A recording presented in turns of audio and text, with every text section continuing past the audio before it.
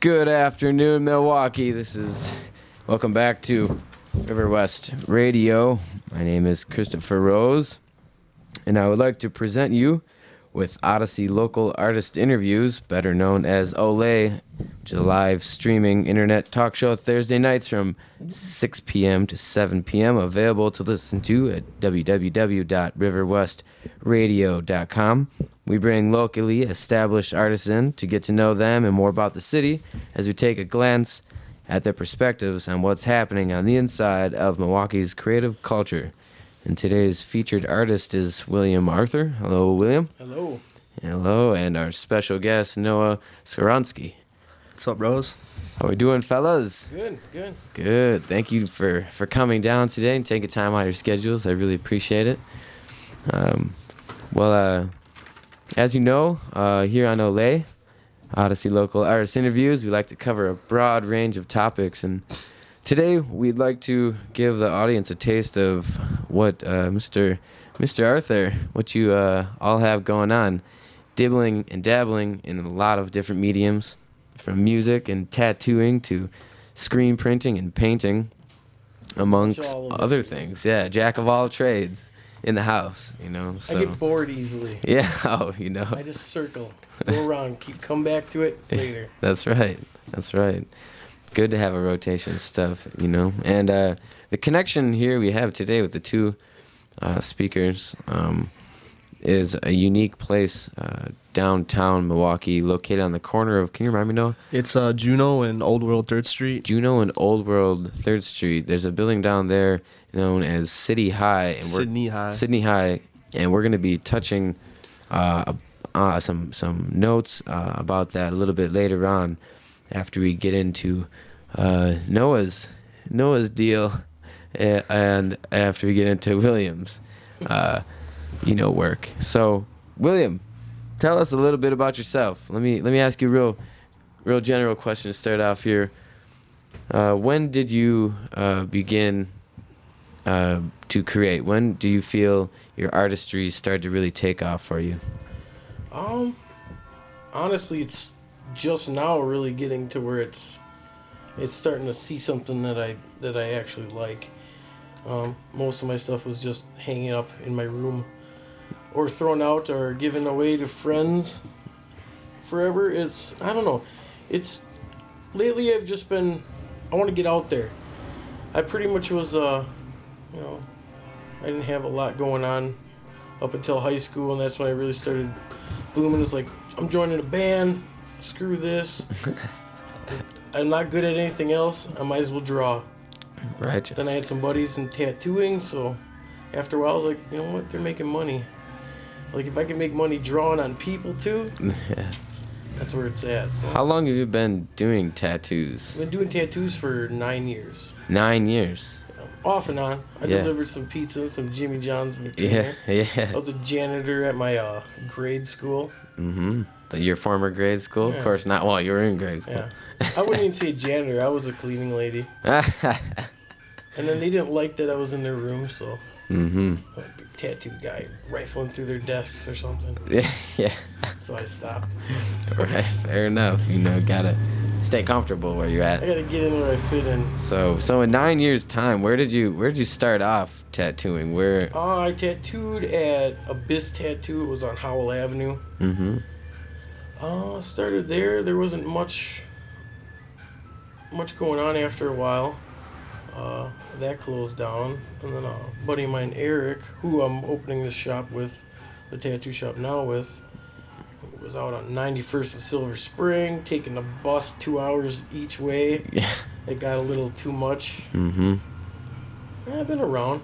And I was down in Racine, and now it's like, dude, it's time to get back and open my own spot and just go with it, How much time did you spend in Racine? I was there for 2 years, 2.5 years. Very nice. And you from there originally? You're from Milwaukee originally? No, I'm from South Milwaukee. From South Milwaukee. Very nice. What brought you down there? Essentially, was it tattooing?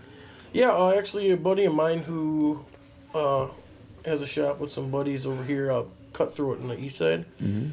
My buddy Josh, I went up there and I'm like, dude, help me out here. And that's where he started. He started down in Racine, so he's like, "Oh, I'll call Anthony up."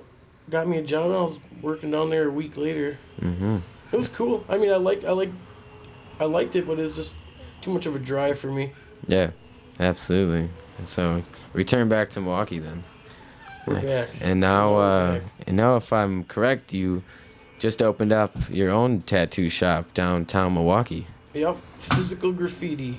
Physical Graffiti. Where's that located at? 823 North 2nd Street, right across from the Benihana in the Chalet at the River Building. It's not a storefront, like you can't see it from the street, Mm-hmm. but you come on in and it's a nice safe place. We do all disposable. There's no autoclave. There's no nothing. Everything is one-time use. Mm-hmm. Even though an autoclave is very safe, and even the guy in the health department said, he was like, I've only heard one case in my history of the health department that anything went wrong with an autoclave. What is autoclave for those people who aren't Basically- familiar with tattooing? Basically, it's what they use in the hospitals to clean equipment, Oh, tools. cleaning solution. Reusable tools. It cooks it under pressure, Mm-hmm. kills anything in there. So, Mm-hmm. but we're avoiding that whole thing and going with 100% disposable. Everything is sterilized, one-time use. So Yeah. hopefully that will, we're trying to make it, get the whole tattoos are back alley, Yeah. biker Right. gang members. And no, it's not that. It's Yeah. all art nerds now. Yeah, So- it is. Yeah, absolutely. So it's time to change the way people think about it. Absolutely. That'll certainly help out by just something simple as that, But that's good though. So that's right over basically on Wells and Plankington, inside of what is kind of like a market building on the outside, and then downstairs in the basement. Yep. Right there. Nice. So if you guys are out there looking for some tattoo work, Yeah, swing on in. If hit you up got some Physical art, Graffiti Bring it on in. downtown, and bring in some art as well. Yeah, you were Yeah. telling me before the show here that there's some wall space down there available for artists I to will just show hang work. any artist in town's stuff for free. I will not take a cut. Nice. Just There it bring it is, ladies and gentlemen. You heard it. You think it couldn't happen? It's happening. Bring it in. Don't bring your money. Leave it at home. I don't want it. Righteous. Good. So, aside from tattooing, you've been getting into painting a lot. I think one of the first couple of times that I ran into you was downtown at the City Hall for the jamboree down there back a couple months ago.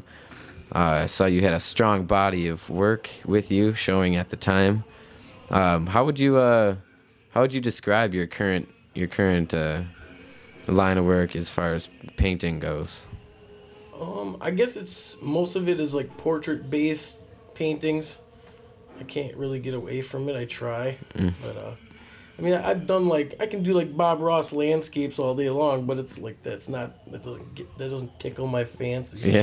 So, I like taking good Fancy. wholesome things like I got my Barney Fife, make him just zombie him out, Mm-hmm. get messy with it. Yeah, no doubt. I just like different stuff.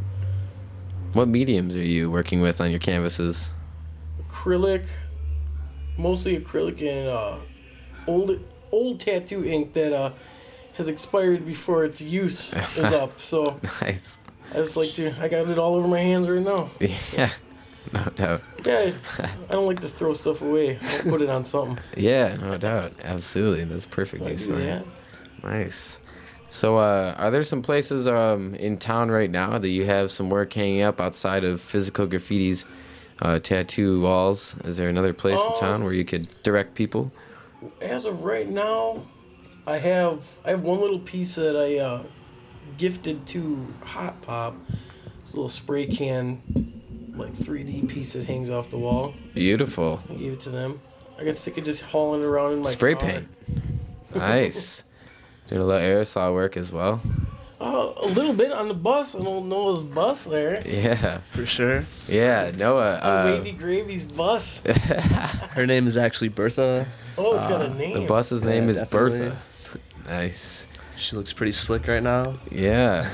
So, for those of you tuning in, the bus we're referring to, named Bertha, was just painted live by, I want to count 1, 2, 5 artists. 3, 5 artists live for an event that was co-sponsored by several organizations downtown at First in Florida at a place called Olydia's there, where there's a new gallery space. Noah you pulled your bus up there and allowed 5 artists from all over town, south side, north side, a couple cats from River West, all came down, threw down on that bus. That was pretty fun. You got down at 2 Bill. Or do you prefer Bill or William? I'm not even sure. It don't matter. You can call me asshole. Oh, exactly. I'll respond to all of them. Yeah. All right. Call me Bill. Right on. So, how was that experience? Painting live on a school bus. You ever done that before legally? No, never got to do that. Well, we did our band van plenty of times, but nothing like that. A big old huge bus. It's pretty fun. A band van.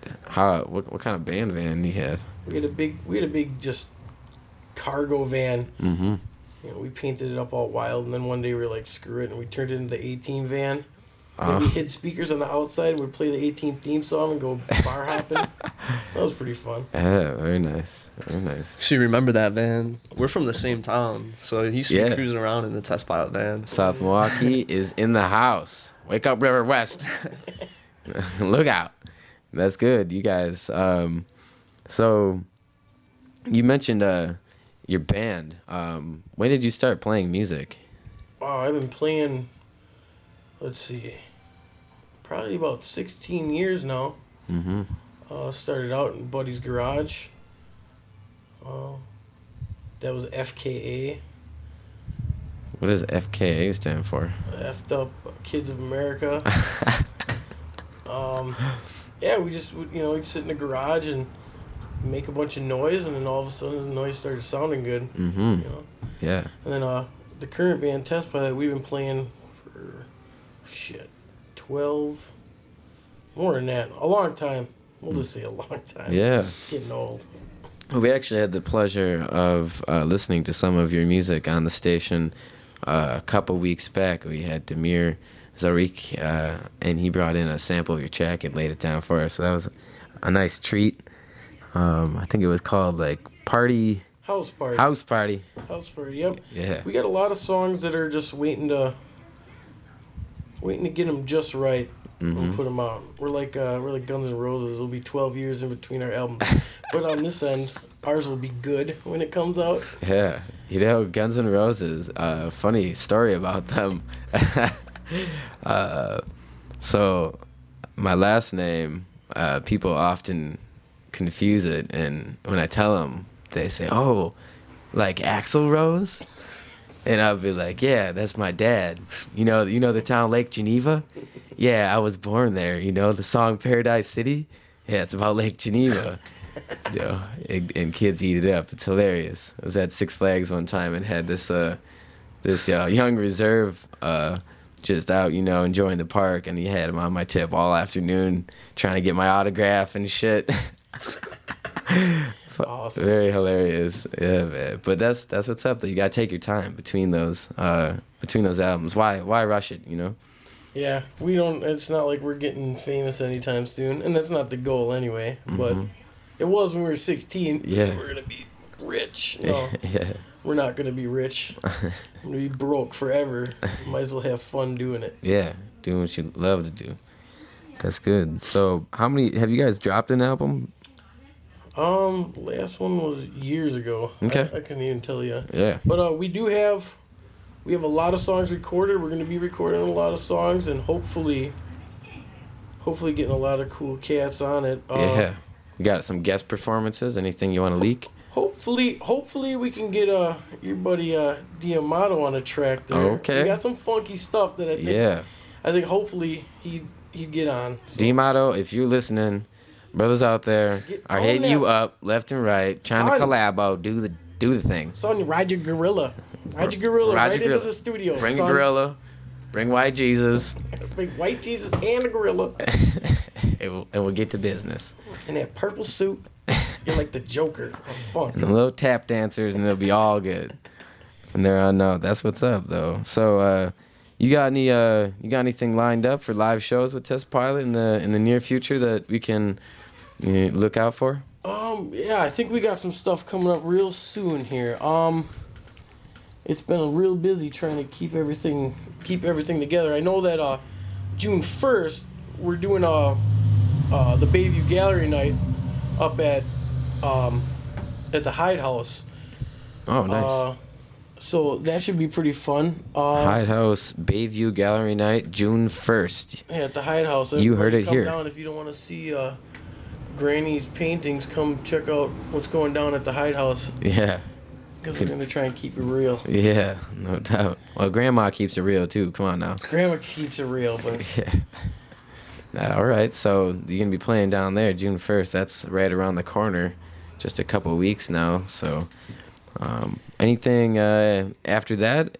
I think I might have heard about something in late June. I don't know if you want to share that at this time or if we're still in the works. Yeah, I try not to keep on top of things so that I can have surprises later. Yeah. So somebody will tell me when we have a show. Yeah.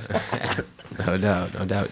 So Noah, I mean, growing up in the same town as this cool cat here, did you ever, I mean, did you guys know each other when you were younger? Did you ever see him play live before? Yeah, actually, numerous times. Mm-hmm. I was good friends with a different band that would always play, well, not always, but numerous occasions play the same venue, which usually was one of our friends' basement. Yeah. The mall residence. Yeah. So plenty basement shows, underground, like super underground. Yeah. We didn't really kick it too much beyond that, but he's pretty well known in our high school as far as being artistic and musically gifted, and that's something that obviously he's carried with him so far. Yeah. But yeah, it's just one of those ironic things. You know, we grew up in the same town, knew each other just miscellaneously through music, and then years later, Christopher Rosie comes around and like putting on gallery nights. I was like, hey man, I got this buddy, he paints. Yeah. You know, 3 weeks ago, Test Pilot's playing at Stonefly. You know? Yeah, that's right. That was a good show. It's all going quick. That was a real good something's show. happening around here. Last week he was painting on my bus. You know? Yeah, that's excellent. But so yeah, I remember the FKA days, the Battle of Bands, things like that. Yeah, we had a whole little thing. It was there's 10 bands in town. Yeah, there was a lot of bands actually in South Milwaukee. A lot of like trios, foursomes, mostly sort of like punk type. No like folk music or anything like that. Yeah. But it was pretty intense, a lot of energy. I imagine talents, trios and foursomes. That's got to be a lot of energy. Hell yeah, foursomes. So you guys, what's next in Milwaukee? There's a lot going on. You just said things are picking up. What do you see that's picking up? There's a lot of. It's like when you get a crack in your windshield and start spidering out, and then I love that. We're getting to that point where everyone's kind of just connecting together and webbing out, and everybody's starting to know everybody, and everyone's starting to come out of their cave. I mean, there were so many years there where it's like, dude, no one's doing anything. Why isn't anybody getting out? And they try. Put out a compilation CD with a bunch of local bands a couple years back. And it was like, people are like, yeah, cool, you put out a compilation. Yeah, it took me 5 months to make that happen.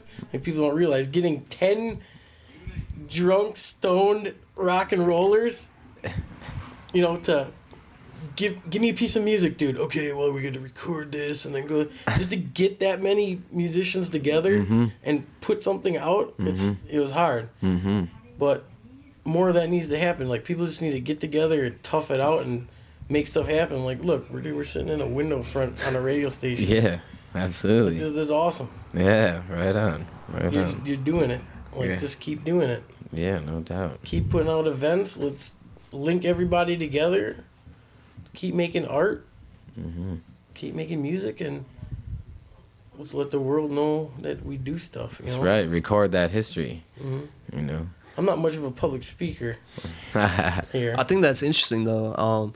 It's sort of the energy always existed. Like his art always existed. His music always existed. The energy that you have to bring art or to appreciate art always existed. And for some reason, there's a lot of contributing factors. That energy is now accumulating and sucking people in with like energies. Absolutely. And so whether it's painting or music or spoken word or live events, and he's dead on. For whatever reason, that spider web of glass is just coming together. I like that that metaphor there, spider web of glass. That's tight. I like to look at the sort of collective sense of community that's been happening in town as sort of a wick. And I like to picture, like if there was a creator of this wick, that it would be maybe like Bill Murray or something, just like hovering over a desk and like with tweezers and a magnifying glass, just like handling little strings, and all of us individual groups and artists and musicians, he's just grabbing them all, and twisting them and making this wick. And I feel like it's on fire almost already. You got to hop on that wick, Well, once you light it, it will burn for a long time. And it's burning. I feel it. I can smell the smoke. And I feel like it's leading to a bang, and that's what we're hoping to see in the city. I think you guys and myself and people listening are supporting artists, and in this movement in town here, and it's starting to. When we come together and in power in numbers, I think we're going to, start to receive a little bit more, I would say, attraction and attention that we ought to be getting, that people ought to see, already. So that's good, though.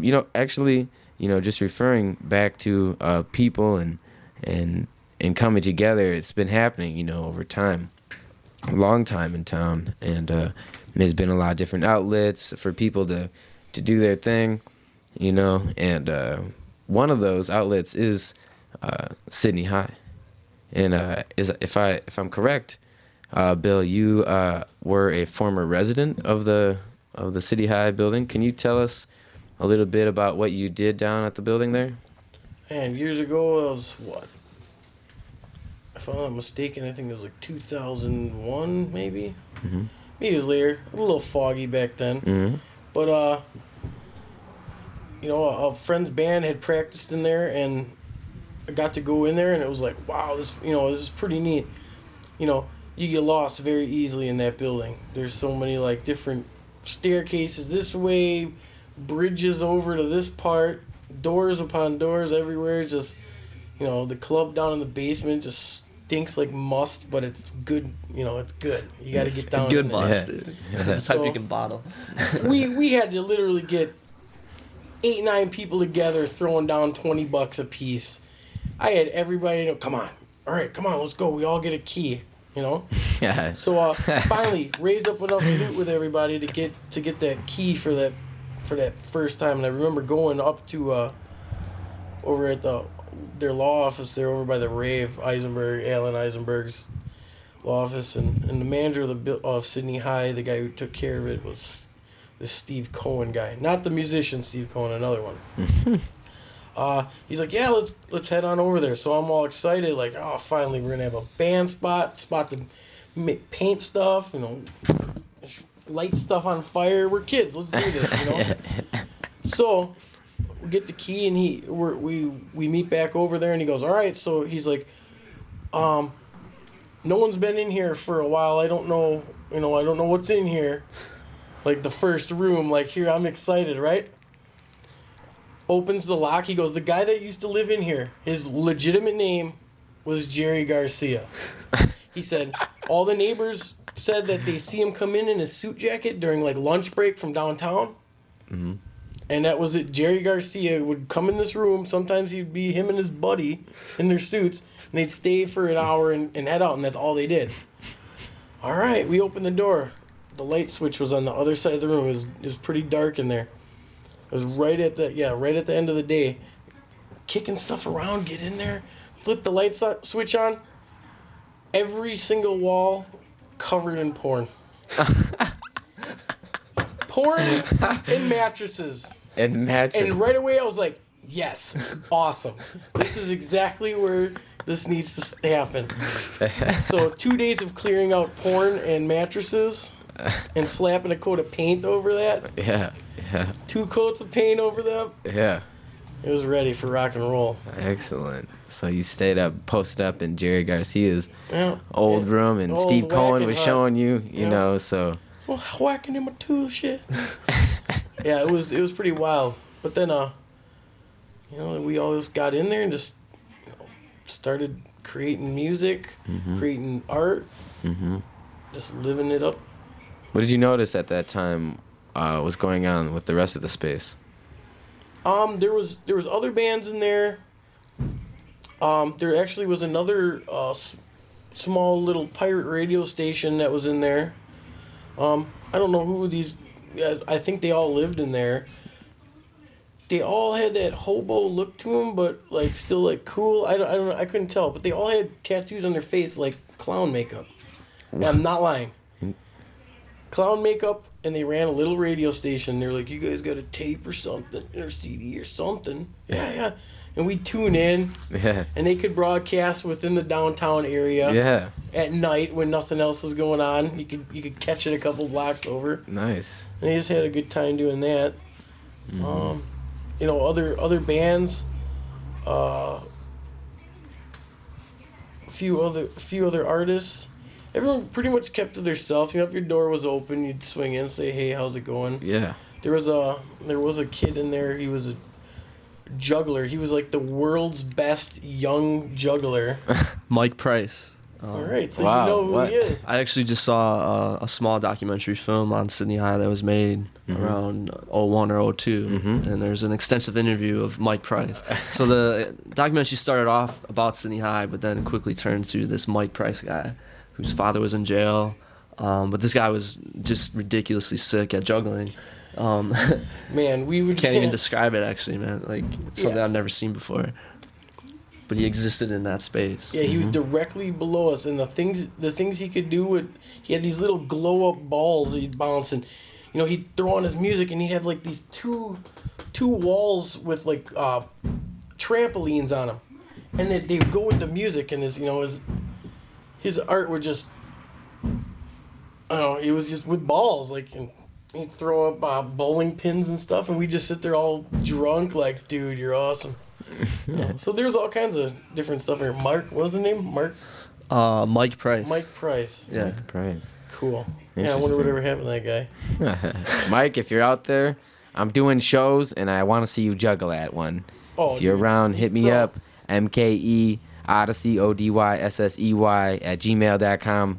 And I'm throwing that out there for anybody too that wants to collaborate with the Odyssey crew. So, but so prior to, you know, being a studio resident in your Garcia loft, had you ever visited there before for anything, or could you tell me something, you know, about prior to your work in there that you knew that was going on?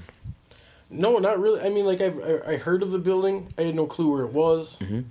I always knew it was right off of the freeway somewhere. There's a cool building that, you know, artists and bands can get into.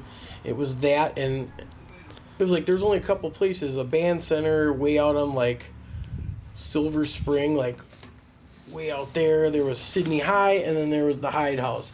Before they made it really nice inside the Hyde House. It was pretty, you know, just like get down. So, but no, not really. Like the second I went in there to see my friend's band practice, that was it, dude. I had to have a spot. Nice. How long did you stay there for? We were there for, I think we were there for like 2 years, 3 years, and then we skipped a year, and then some friends ended up moving up in there, and that's when it was like everybody was there. Yeah. And then we had, if you weren't there on the weekend, there wasn't nothing else going on. Like, it was a really good time all the time. Nice. That was one of my first experiences with Sydney High. It was the parties they were throwing. It was like a month straight every weekend. It's all building. This colorful building of artists and people and just partying, just connecting. And he was dead on. I like to use the word fun house. That's what it seems like. Yeah. Because the construction was really abstract. A lot of that resulted because there was like hundreds and hundreds of businesses that existed in there from, 1876 to the time he moved in. And so a lot of different people, different owners, collaborated in there and built it. And so you could just see the remnants of that with the structure. And just something really interesting. Like literally, there was bridges to parts of the other building. Yeah, it was inside the building. Like it was like they almost were like, well, we need to go to over here, but we need to do it a little quicker, so we're just gonna build this little patch over. And okay, you know, that's it. It was totally just. You could tell it was like added on and over and over and over, and it's just I mean, it's a piece of art itself. Well, yeah, it's actually 4 buildings. The cornermost building, the easternmost one, with the Sydney High lettering. Mm-hmm. And by the way, Sydney High is named after the owner who bought it in the 70s, Mm-hmm. named Sidney Eisenberg. He was a realtor and a lawyer. Sydney High, and there's a little bit of controversy on what it refers to, but HIH is a Yiddish word Mm-hmm. for in honor of. Mm-hmm. So essentially, he named the building all after himself in honor of Sydney. Mm-hmm. His son, and I believe when Sydney was alive, sort of kind of denied that. You know, they don't admit to that being the true meaning behind HIH.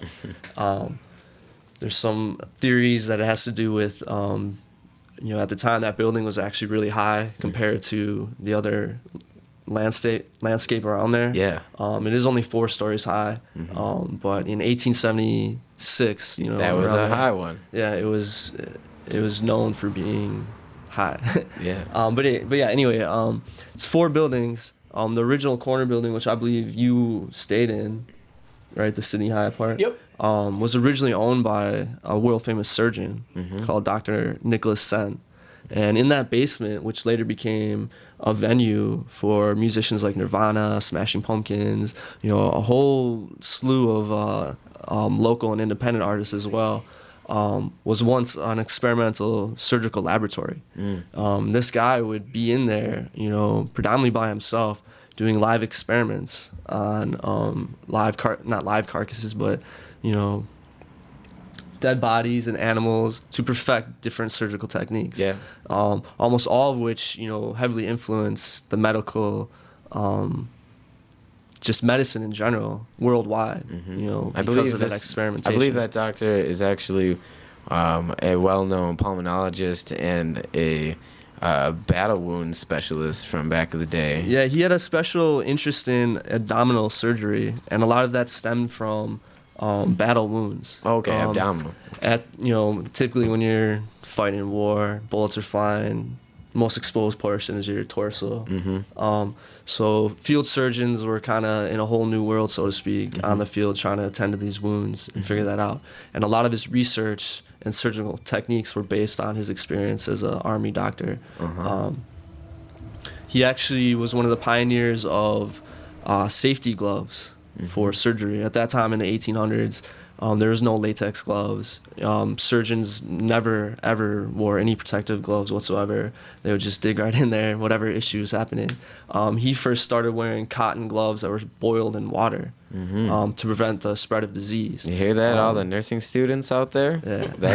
That's interesting stuff right there. And before that, it was a big mystery: is why are all these patients dying? You know, where are they contracting this disease? And you know, there's a bunch of different explanations, but the common theory is that they said bad blood. You know, there's something wrong with that. He was one of the first known medical doctors to discover that, hey, we need to protect our hands, because if we're operating on this infected wound right here, we're spreading it to the next guy we're operating on, or we're spreading it to another portion of this guy's body, because we're not washing our hands, we're not protecting our hands, we're not doing anything. So for that time, I mean, we take latex gloves for granted. I'm sure you, as a tattoo artist, you take that for granted as well.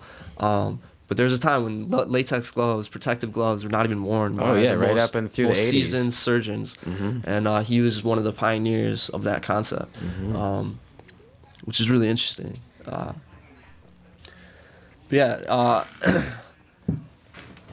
Just the comparison from the music scene and the art scene, from its roots of being a surgical laboratory and an evolutionary building as far as education, is really something phenomenal. You know, it's something that him being in there playing his music in his Jerry Garcia porn den or whatever, he's not thinking about that. But the evolution to that point, Right. you know, went through a lot of different time periods, and a lot of things were explored and a lot of things discovered. So I just think it's really interesting. I think it adds to why the building is so uniquely constructed internally. And this is one of our town's oldest buildings, still standing, if I'm well, that area specifically used to be called Kilburn Town. And that Sydney High complex is the last portion of Kilburn Town that exists in the city today.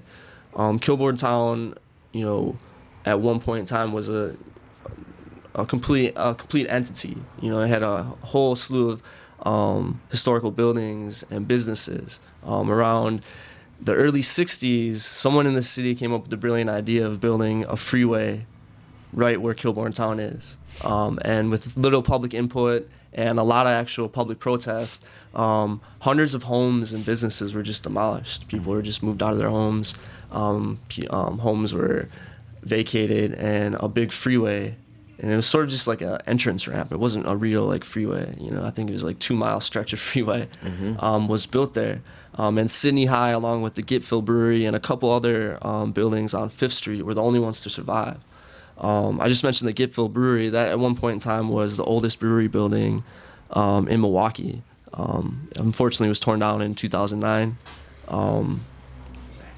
Very sadly, it was part of our history, because that whole block used to be lined with breweries. Yeah.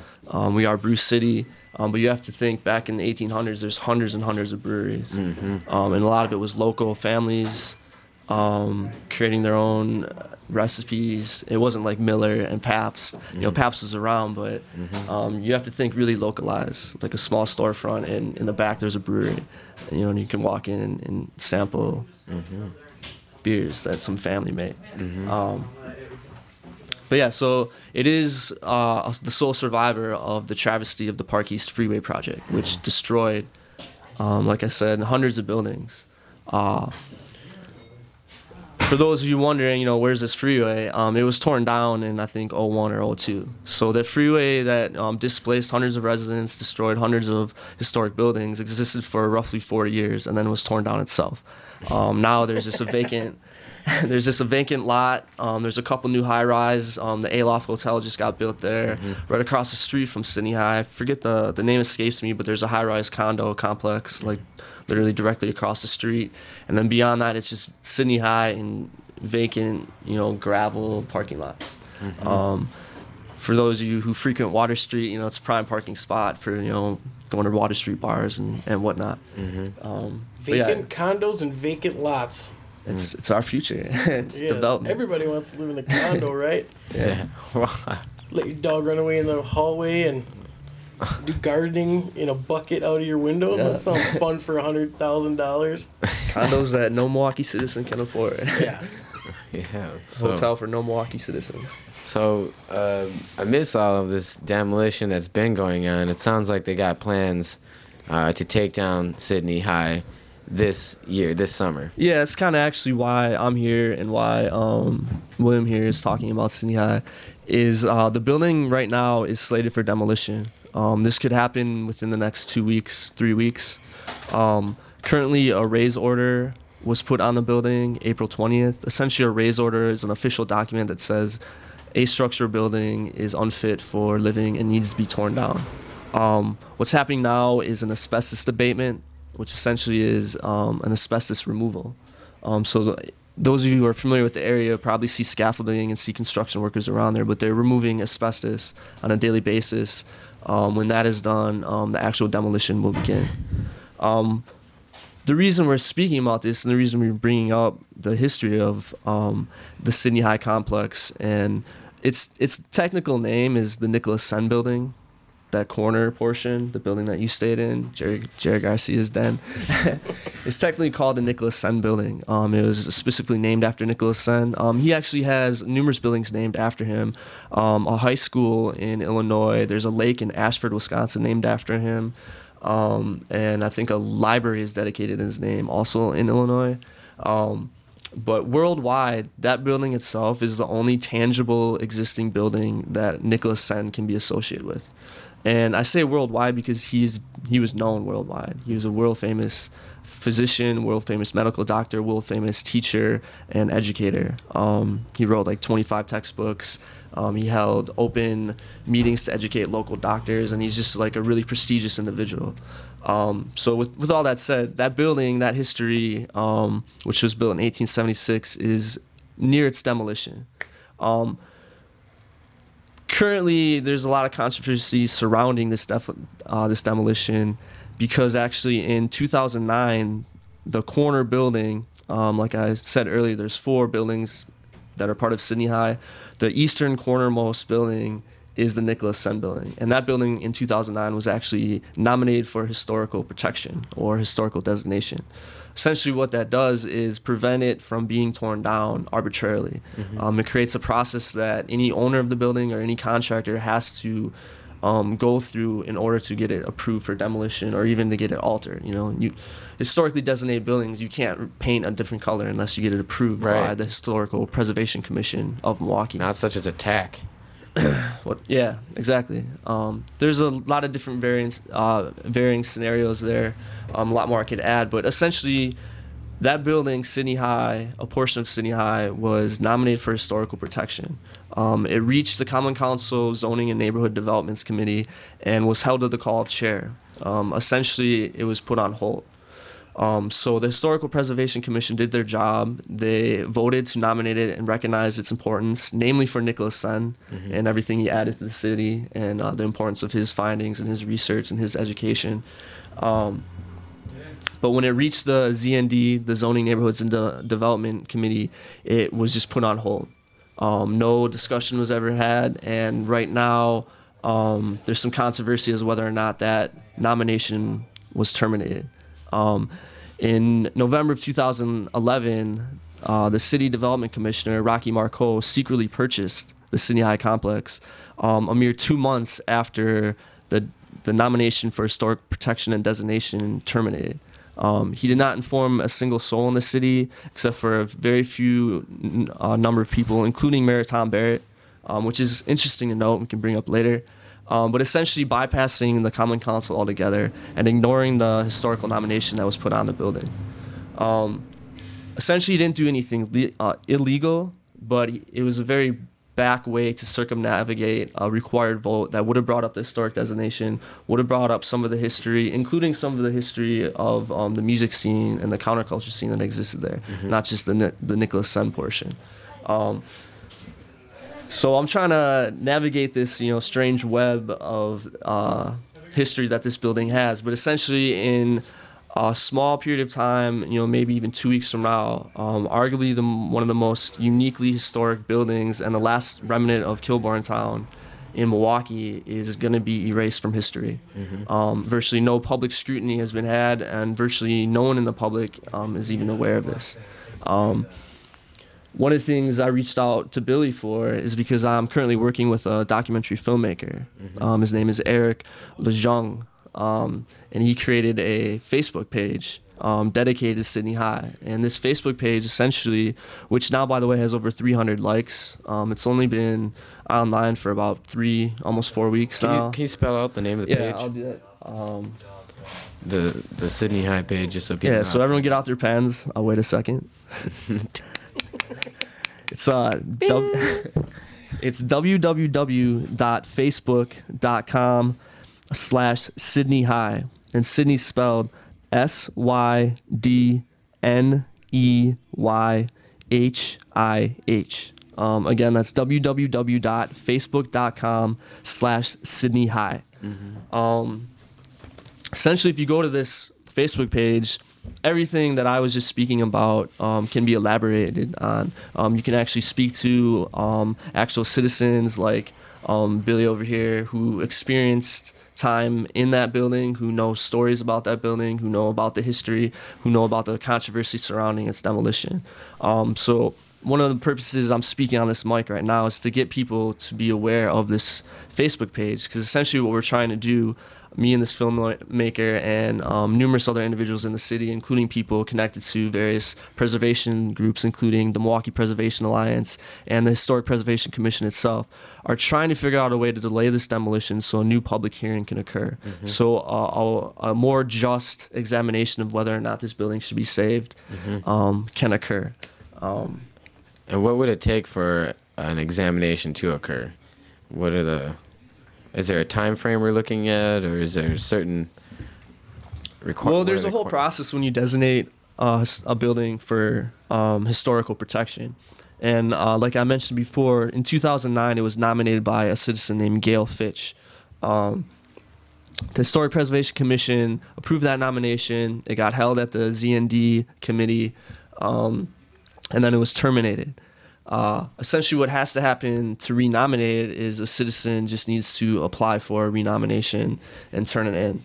I want to stop there and point out, please no one do that specifically right now, because currently there is an effort to renominate the building, and it's important that one sole source renominates it, so it's done correctly and done in a timely manner. But just so people are aware of what's going on right now, we are making an effort to renominate the building, which would force a new discussion on its historical importance, which would delay the demolition. It might not stop the demolition, but it would delay it. The whole purpose is just to kind of share the history with the people, and to let people know that, you know, we're about to lose a very important piece of our culture. Outside of Nicholas Sen, Sydney High was an amazing venue for independent artists, musicians, painters, poets, not to mention independent business owners. An array of different local business owners populated that building. And actually, before the music scene began there, it was primarily a business building. Merck's Cheese had an office there. I don't know if you guys are familiar with Merck's Cheese Spread. There's a beach shop there. The first locally organic natural food cooperative was housed there, called Fertile Dirt, among numerous other businesses and artists. Man. Okay. What else now? So it looks like we have a couple weeks here, and again, you know, for those of you tuning in, we're talking about Sydney High downtown historical building that's due for demolition in a couple of weeks, and we'd like to raise some attention awareness to its unique history and hopefully preservation, and that's what we're working towards here. Yeah, exactly. What's key to this whole argument is that a very small amount of individuals essentially hijacked this building and bought it without anyone knowing about it. So no one in a position of power, including members of the Historic Preservation Commission, even were made aware that Rocky Marcotte was purchasing this building. Essentially, a front organization called SH Acquisition was created by a Milwaukee law firm under the guidance of Rocky Marcotte to secretly purchase the building by bypassing a common council vote. This is important because by bypassing a common council vote, no one in the position to save it or who has the ability to, you know, bring up the historical nomination could say anything about it. The media and the public was not made aware of the purchase, which occurred in November of 2011, until late February, early March of 2012. Simultaneously, as the public was made aware, the demolition order was drawn up, and the raise order was actually specifically drafted April 20th, which, you know, is nearing almost a month ago. The sad truth is that this story is a lot more complicated than I'm talking of. There's a lot of issues going into it. There's a lot of legal framework that you have to deal with. But the whole goal of me being here, the whole goal of this documentary film, the whole goal of this Facebook page, which again is www.facebook.com/Sydney High, is to raise public awareness of what's happening. Rose, you were creating something with your Odyssey events. You were bringing people together. Earlier we talked about the energy of art and how it transcends time, and sometimes it just comes together, you know, the shattering glass metaphor. Yeah. In my opinion, and I'm not alone on this, and hundreds of independent local artists and musicians and business owners would agree that, you know, Sydney High represented an epicenter of creation and education and just, you know, overall upliftment of the surrounding city. You know, spanning back from, you know, the medical advancements that are made in its basement, to the Unicorn, which was a musical venue that was housed in that very same basement, to the Mine Shaft, which was also another venue housed there. Creation in general and artistic development occurred, you know, almost constantly, almost without even anyone directing it or saying, hey, do this. You know, Bill's story here is a perfect example of just the randomness of being attracted to this center that has all these artists and these musicians. It's something that we can't really define as why it happens, but it occurs, and it's important to our history. The events you put on and the struggle that you have in getting artists together and finding venues was happening at Sydney High, you know, almost, you know, on its own. You know, you ever heard of group mind? It's like a mindset where a group of individuals come together and they're on the same wavelength, and it's not necessarily something that they planned for. It was never planned. It just happened. There'd be shows at 3 a.m. that just happened. Like, oh my God, there's 400 people in here, all getting down. It wasn't planned. It just happened. Everybody just. I mean, we even had when the parties were happening there right towards the end, when we knew it was time that they're going to be kicking everybody out of here, and they wanted that $1 million or $950,000, $500. Who was the owner at the time that kicked you out? And can you tell us a little bit about how the exit went for you? This is how the exit went. The last couple of months, we knew we were going to be getting kicked out of there any month.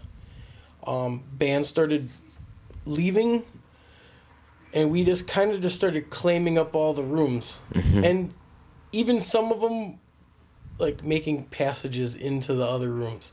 So, like, we had one room that was above another room, and we cut down through the floor, and we put a chair there and a board underneath the mattress, so it looked like a chair. You could sit on it, but if you flipped up the mattress, you could go down to the next room. So, like, and our plan was to start connecting all of the rooms, so we could just get into them, like a labyrinth of, like, gerbil house, you know? So we started connecting these rooms, claiming up rooms, and it was like, you know what?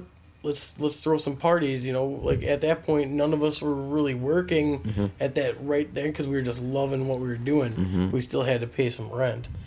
He's like, well, you guys got to run pretty much of the building, so we started throwing those parties. And there's a couple other tenants that were still in there, but they were on the same boat. They were like, all right, we're going to throw a party. You know, and then it was like 100 people would come to this party. Oh, that was cool. Then it was 200. And then it was like, all right, we need to go buy some walkie-talkies and start putting guards at each door, you know. The one time when I knew that it got out to how many people were coming to these parties that our group was throwing, I mean, it was literally the whole parking lot in the back was filled with cars.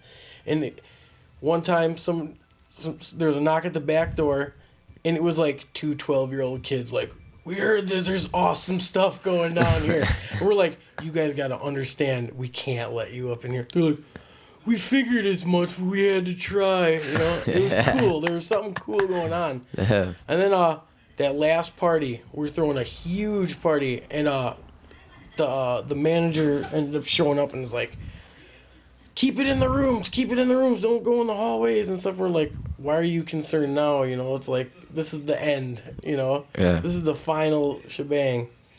Well, cops ended up showing up, told everybody to leave, so everybody went on their way. Me and a group went back to South Milwaukee, just went to a friend's house. Another group went down to Water Street to start, you know, just have drinks and stuff. All of a sudden get a call at, like, I think it was like 1 a.m. Sydney High is on fire. Whoa. Oh my God. We all rushed to see what's going on. You know, my friend Chris, she was living up there and her cat was still up there. Well, they went in to get Kitty. Kitty was all right. Kitty's still alive. Yeah, it was crazy, and pretty much somebody showed up. The police left the back door open after they got everyone out, and they left it propped open. So somebody showed up, pissed there wasn't a party, flicked a cigarette in one of the rooms onto a couch, and, you know, burnt up a couple floors worth of space in there. Wow. There's actually been dozens of fires in that building. There was a really large one. The time period is escaping me. But a huge organized effort to save the building or rebuild from that large fire occurred. Because Sydney has been threatened with demolition for about 40, 50, 60 years now. And each and every single time, even in the case when that freeway has been built, for some miraculous reason, people have gotten together and pooled the resources and preserved it and saved it. What's going on in the city right now seems to be a direct attempt to bypass that energy and that love for the city or for the building. By the city secretly purchasing this building, they're denying people the ability to even like speak out and talk about their love or tell stories like William's speaking right now. And I think it's a testament to the fear of some individuals in the city of them not being able to tear it down and build some high rise because they know how connected and how deeply rooted that building is in the culture, and specifically the artistic and creative culture of Milwaukee. But yeah, there's dozens of fires in there, and it survived all those. And it's not in a condemnable shape. It's being called condemned. But as of 2 years ago, it was deemed livable and habitable, and there was plans to convert it to an apartment complex. There's plans to include it into a multi-million-dollar hotel concept, but it failed. But yeah, it's been through all sorts of different maybes, and we're gonna do this, but it's existed and it's hung in there, and it's still here right now, and we have a chance to save it. The biggest thing you can do is go to facebook.com/SydneyHigh, talk about people, keep in touch. We are planning to educate more people about what can be done, and a plan of action is taking place right now to delay the demolition. And just keep your ears up, I guess. I'll be posting on Odyssey. A lot of people will be posting on Facebook. Like I said, there's over 300 likes so far, and almost every single day a new story pops up. New people are involved. I regret not being able to go through every single individual that was in there, but a lot of people in these communities in River West and these small cafes and shops and Mad Planet down the street have individuals that have participated in that building and have experiences in that building. And again, like Nirvana played there before Nirvana was known, Smashing Pumpkins, Stone Temple Pilots, Soundgarden.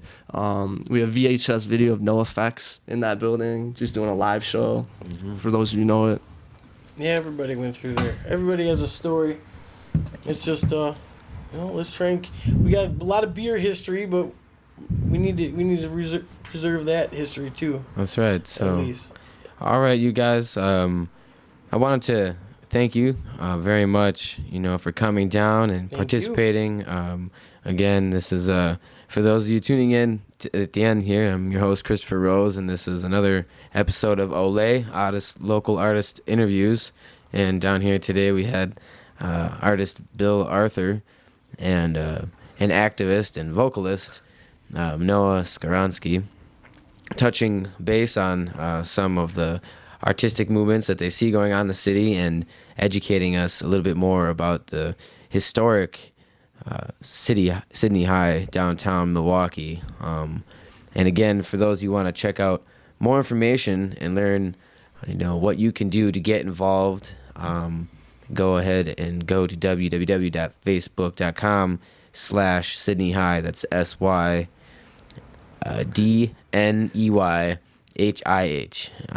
And again, thank you very much for tuning in. Again, this is Christopher Rose, your host on www.riverwestradio.com. For those of you who don't have any plans this weekend, come join me and join the crew out in Sullivan, Wisconsin, I-94 west towards Madison, exit 275, Sullivan. Join us for Jam for Jam Music Festival. That's jamforjam.org. You can find the lineup for tonight. Music's from 7 to 2 a.m. Tomorrow night, Friday, noon until 2 in the morning. Saturday as well, noon till 2 in the morning. A wide range of regional and local bands all participating to raise funds to take down to Kingston and surrounding community areas in Jamaica to rebuild, re-educate, and rehabilitate the poverty-stricken country down there. So if you guys don't have anything to do, come on out. It's a camping festival. Bring your tent. Bring your mom. Bring your girlfriend. Bring your dog. Bring your friend's mom. Bring your friend's mom. Dang. And we'll have a good time. Talk about Sydney High. Talk about Sydney High. Come and we'll see what's up. The next day when you're hungover. Try to find Jerry Garcia. All right. Yeah, he'll be out there. So join us again. Thank you all very much, and have a blessed weekend. And Funyuns.